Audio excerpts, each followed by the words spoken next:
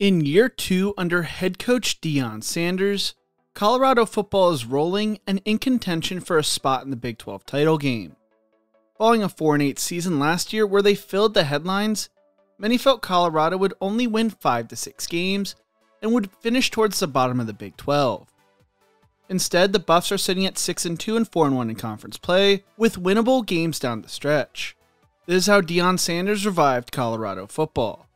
But before we get into this, if you enjoy college football content like this, make sure to leave a like and subscribe.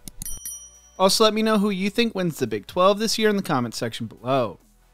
Before we get into the Deion era, let's go back in time to talk about how big of a turnaround this has been for Colorado.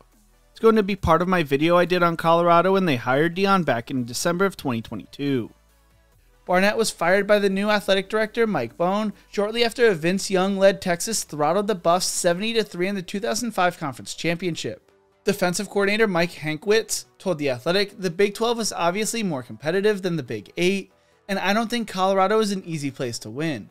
You just don't have the rabid fan support overall like you have in Texas, Oklahoma, or Nebraska." Barnett would be the last winning head coach at Colorado. Former Boise State head coach Dan Hawkins was chosen to replace Barnett. Hawkins had led Boise State to a 53-11 record as a member of the WAC. This was originally viewed as a big splash, but that mindset would not last for long. According to Mandel, Colorado had gone from signing a top 20 classes to ones ranked in the low 40s. Hawkins briefly turned things around, landing in-state 5-star offensive lineman Ryan Miller in 2007 and 5-star California running back Darryl Scott in 2008.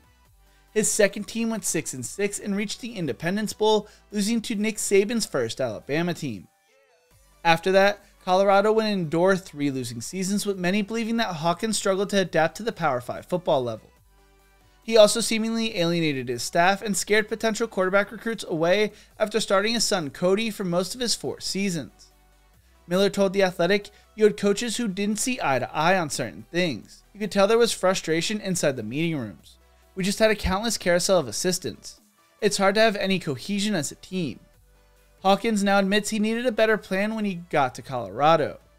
Hawkins survived a 3-9 season that saw the Buffs lose to Toledo 54-38 on a Friday night. In 2010, Hawkins was fired after Colorado blew a 45-17 fourth quarter lead to Kansas. Colorado looked for greener grass when they joined the Pac-12, but this would result in one of the worst stretches for Colorado football since the 80s. Eric Bieniemy and John Embry were both interviewed for the Colorado job, with Embry getting the job and naming Bieniemy as his offensive coordinator. They tried to implement a pro-style offense, but failed miserably, going 3-10 in 2011, losing 45-2 to Oregon and 45-6 to UCLA. The following year, they finished 1-11, losing to Fresno State 69-14, USC 50-6, and Oregon 70-14. After the season, Embry was dismissed as head coach. Chad Brown told The Athletic, "John Embry is a very good coach, well respected in NFL circles. But there were certain moves I didn't think really aligned with understanding the landscape.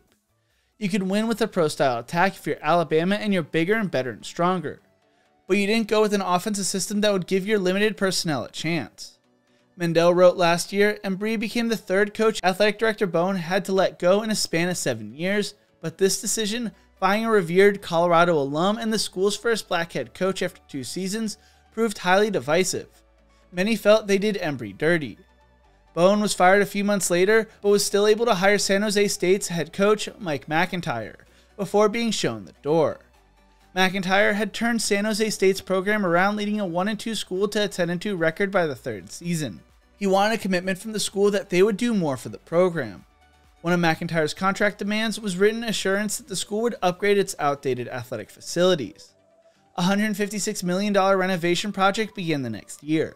Though it took longer in San Jose, McIntyre orchestrated a similarly remarkable turnaround, leading Colorado from the depths of the Embry experiment to 10 wins and a Pac-12 South title in 2016. The Buffaloes finished 17th in the AP poll, their first top 25 finish in 14 years, and McIntyre won virtually every National Coach of the Year award. But the team was very senior heavy, and the Buffs quickly fell back to 5-7 for 2 seasons in a row, before McIntyre was shown the door. McIntyre told The Athletic, "There's a lot of good support there, but you wouldn't say it's in the top 20 of college football supporting areas. and the Pac-12 is just not as well resourced as a couple other major conferences they're trying to compete against. It's harder to reload in that situation. New athletic director Rick George felt Colorado could do better. George decided to bring in Mel Tucker, who was the defensive coordinator under Kirby Smart, to bring in an SEC mentality to recruiting. Tucker got right to work bringing in one of the best recruiting classes the Buffs had ever seen since joining the Pac-12, although they went 5-7. That offseason though, Michigan State came in and doubled Tucker's salary to lure him away from Boulder. Carl Durrell was brought in to replace Tucker, but came in right as the events of 2020 started in March. During the 2020 season, the Buffs went 4-2, losing the Alamo Bowl, but would go 4-8 in 2021, and after an 0-5 start in 2022, Durrell was let go. He had brought in one of Colorado's best recruiting classes in 2022, but watched as 23 players transferred out of the program going into last season. The Buffs were blown out in a majority of their games last season and finished the year 1-11. The man hired to replace Durrell? Prime-time Deion Sanders. Deion has found success with everything he has done. As a player, he won multiple Super Bowls and is a member of both the College Football and Pro Football Hall of Fame. He also found some success in baseball, even playing in the 1992 World Series for the Atlanta Braves. He started his coaching career at Prime Prep Academy, a school which he co-founded. He then coached at AAA Academy for 2 seasons before taking over as Trinity High School's offensive coordinator, where he coached his sons Shiloh and Shador. In September of 2021, he took over as Jackson State's head football coach, an HBCU I did a video on a little over a year ago, where he brought in headline after headline. He led Jackson State to back-to-back Celebration Bowls, but failed to win the big game. He finished his Jackson State coaching career with a 27-6 record and an even better record on the recruiting trail, bringing in the top recruit in the 2022 cycle, Travis Hunter. He has also done some great work off the field as well. What makes the Colorado job so tough is the fact that it's a state that is not known for being a recruiting pipeline. Many felt that Colorado hurt themselves by moving to the Pac-12, losing their foothold in Texas.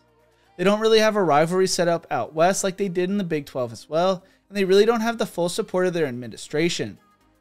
Newheisel explained, like Oklahoma State found Boone Pickens, like Phil Knight became the guy at Oregon, Colorado has got to find a mega donor who really wants to become the pseudo-owner of the Colorado Buffaloes, because they're out there. It's a very complex job, but it seems like with the Deion Sanders hire, the school and donors are buying in. When Deion got to Boulder, he got right to work. He has overhauled the roster already, taking it to the next level. He has added at least 42 scholarship players since his arrival in December. Coach Prime has been able to use his personality and background to convince players to join him for the rebuild in Boulder. He was able to bring in Travis Hunter, the #1 player in the transfer portal, and 5-star Cormani McLean from Florida. They finished with the 5th best recruiting class in the Pac-12 and look to build on that in the future. This success was expected by him and his staff. Sanders told the media, "Everyone is playing their role and they're doing a phenomenal job and I love it. I absolutely love it. I wish you could see us recruit. We have a commitment to excellence and it's working and we're winning. We're ecstatic about the potential and we're just getting started." He could be adding even more players as well when the transfer portal reopens in May again. Sanders told the media, "Hope has been reestablished. I truly believe. I think it's been there. But sometimes you need to light that switch of hope. And hope is in the house. Hope is in the air. Hope is in the city. Hope is in the community. Hope is within you all in the news media. And you want to write good stuff. You don't want to write bad stuff." Colorado is a national name again, and ticket sales are skyrocketing with more and more people buying into the dream Deion is pitching. McCartney showed that you could find success in Colorado. Midway through the 1998 NFL football season, they had the 3rd most active NFL players. They were a pipeline to the league and were a national name. Deion looks to bring back that same type of success in Boulder. Things would get off to a great start for Colorado under Deion as they would beat TCU in their season opener in an amazing game 45-42, which saw Shador Sanders throw for 510 yards and 4 touchdowns, while running back Dylan Edwards had 135 receiving yards and 3 touchdowns on 5 receptions, and Travis Hunter finished with 119 receiving yards on 11 receptions. 4 players had more than 100 receiving yards, with Xavier Weaver and Jimmy Horn Jr. also having big games. This was an impressive win for the Buffs, as TCU was coming off an appearance in the national title game in 2022.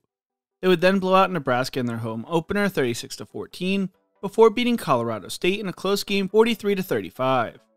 The Buffs found themselves ranked number 19 in the nation when they traveled to play Oregon in Eugene, as many in the media started hyping them up as college football playoff contenders.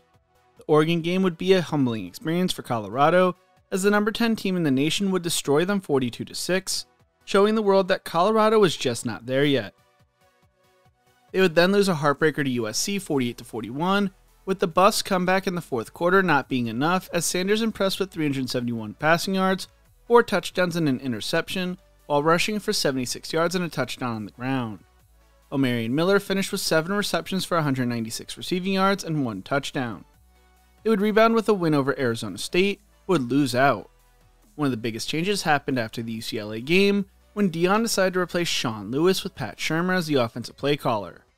This came after the losses to Stanford 46-43 and UCLA 28-16. The news was shocking as Colorado's offense did not seem like the problem that year, averaging 32.1 points per game at the time. Lewis was viewed as Deion's best hire at the time, while Shurmur was not known for explosive offense while he coached in the NFL. The offense would drop to averaging 20.25 points per game down the stretch, only scoring more than 20 points once the remainder of the season when they lost to Arizona 34-31. They would finish the year 4-8, matching their win totals in 2020 and 2021. This came after one of the largest roster overhauls in the nation, as Colorado had brought in 86 new players. Sanders' first season brought unparalleled attention to Colorado, an undeniable improvement on the field, but also exposed deficiencies that had to be fixed. Shedeur finished the year throwing for 3,230 yards, 27 touchdowns and only 3 interceptions, while Travis Hunter finished with 57 receptions for 721 yards and 5 touchdowns on offense, and 30 tackles, 5 pass breakups, 3 interceptions and 2 tackles for loss on defense in 9 games, missing a handful of games with an injury. The offense only averaged 68.9 rushing yards per game, while the defense finished 124th in the nation, allowing 34.8 points per game. The offensive line was viewed as a concern, as they had lost several veteran linemen heading into the 2023 season, including Austin Johnson, who went to Purdue, Casey Roddick, who went to Florida State, Jake Wiley, who went to UCLA, with Roddick going on to be an honorable mention All-ACC player at Florida State. Through their first 5 games, they had allowed 31 sacks and 52 tackles for loss. They finished the season allowing 52 sacks on Sanders, even though he missed the last game against Utah with a fractured back. There are also some concerns around their high school recruiting class. They finished ranked 95th in the nation, but brought in the 8th ranked transfer portal class. Big gets included 5-star offensive lineman Jordan Seaton and 3 4-star recruits. In addition to Lewis leaving, tight ends coach Tim Brewster, who shifted into an analyst role when analyst Pat Shurmur became the play caller, resigned to become the tight ends coach at Charlotte. Defensive ends coach Nick Williams left the program, offensive line coach Bill O'Boyle, and Darian Hagan, a longtime Colorado assistant and former national championship winning quarterback at Colorado, who had moved into a support role under Sanders, joined Lewis at San Diego State. They replaced O'Boyle with Oklahoma analyst Phil Lodeholt, and many began to doubt Sanders in Colorado throughout the offseason, and to be honest, I had my reservations around the program heading into year 2. While their sidelines are filled with celebrities and big-name players, making Colorado games the place to be, they also did a lot of talking without backing it up last year, which I didn't totally love. Made a lot of people turn on Deion Sanders in Colorado. Heading into this year, the Buffs joined the Big 12 along with Arizona, Arizona State, and Utah. While they would not play in a bowl game, it was an impressive year 1 under Deion after the football team went 1-11 in 2022. TV ratings for Colorado games were skyrocketing. The Buffaloes' win over Colorado State drew more viewers than the high-stakes Oregon-Washington Pac-12 championship game matchup would at the end of the year. Their Week 4 visit to Oregon would end up being the 3rd most highly rated game of the regular season. Heading into the 2024 season, Edwards transferred to Kansas State, while Cormani McClain, a former 5-star recruit who followed Deion from Jackson State to Colorado, transferred to Florida. Sanders signed 9 new offensive linemen and 9 new defensive linemen in hopes of improving both sides of the ball in the trenches. Defensive coordinator Charles Kelly was replaced by longtime former Cincinnati Bengals defensive back coach Robert Livingston. Both Travis Hunter and Shedeur were viewed as possible Heisman contenders and future top 5 picks. Colorado's over-under win total, though, was 5.5, and Phil Steele projected them to finish 13th in the Big 12. They started the season off with a tough game against FCS powerhouse North Dakota State, which came down to the wire as the Buffs would survive, winning 31-26. They would then get blown out by Nebraska and Lincoln 28-10. All of a sudden, it felt like everyone began to turn on Colorado, and many began to doubt them. They would rebound with a 29-9 win on the road against Colorado State, and came back to beat Baylor at home, completing a Hail Mary to force overtime, and won in overtime 38-31.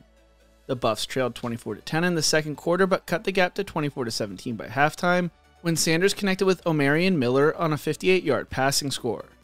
Colorado tied the game late in the third period, before the Bears regained the lead 31-24 midway through the fourth quarter. While UCF hosted Big Noon Kickoff as they were receiving all the hype to win the Big 12, with the way they were playing entering the game at 13.5-point favorites, Colorado would shock everyone and instead blew the Knights out 48-21. Following their bye week, they would lose a heartbreaker to Kansas State at home 31-28, before beating both Arizona and Cincinnati entering their second bye week. Sitting at 6-2, Coach Prime brought some receipts.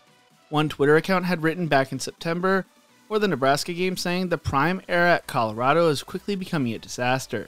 No one is going to be interested in a subpar team with a bunch of sore losers and a coach more interested in making his sons richer than winning football games. Maybe the goal is some 3D chess move to get people to hate watch them. Other than that though, not sure how this trash squad is going to keep their national TV slots. Sanders gave a Sanders answer to that. Their defense has improved, only allowing 22 points per game, a 13-point improvement from last year. Their offensive line has improved, but has still given up 25 sacks this year on Shedeur, which isn't great. Their rushing offense has also improved to 80 yards per game, and Shedeur Sanders has thrown for 2,591 yards, 21 touchdowns, and 6 interceptions, while completing 73.3% of his passes, while Travis Hunter has 60 receptions for 757 receiving yards and 8 touchdowns on offense, while on defense he has 21 tackles, 7 pass breakups, 2 interceptions, and a forced fumble, and a tackle for loss. Hunter is viewed as a Heisman favorite right now and said on Big Noon Kickoff this past weekend, "No one has ever done what I've been doing, so it's pretty much that simple for me. I steal the game on defense. I steal the game on offense. No one has ever done that before, and it's pretty much easy for me. You see the game, it speaks for itself. For me, I just go out there and play and work hard every day." Hunter is still averaging more than 110 snaps per game, almost playing every snap on both sides of the ball while putting up outstanding numbers. For the first time since 2020, and only the third time since 2008, the Colorado Buffaloes are going bowling. For the first time since 2016, they have won more than 6 games in a season when they finished 10-4 and played for the Pac-12 title. With Iowa State losing to Texas Tech and Kansas State losing to Houston this week, the Buffaloes have a feasible path forward if they can secure wins in their remaining games. Kansas State and Iowa State are set to face each other later in the season. If Colorado finishes by winning out with just one conference loss, they could find themselves facing BYU in the Big 12 championship game. They are favored in their 4 remaining games on the road against Texas Tech and Kansas, and at home against Utah and Oklahoma State. In year 2 under Deion, Colorado may have a path to the college football playoff, which did not seem likely earlier this season. I don't know what the future holds with Shedeur and Hunter entering the NFL draft after the season and their lack of success recruiting the high school level, but this season could be special for the Buffs. Something in 2021 that did not seem all that likely. What do you think? Who wins the Big 12 this season? Let me know in the comment section below. If you enjoyed this video, make sure to check out one of my other videos YouTube thinks you will love right here. Thank you so much for watching, and as always, remember to embrace the grind.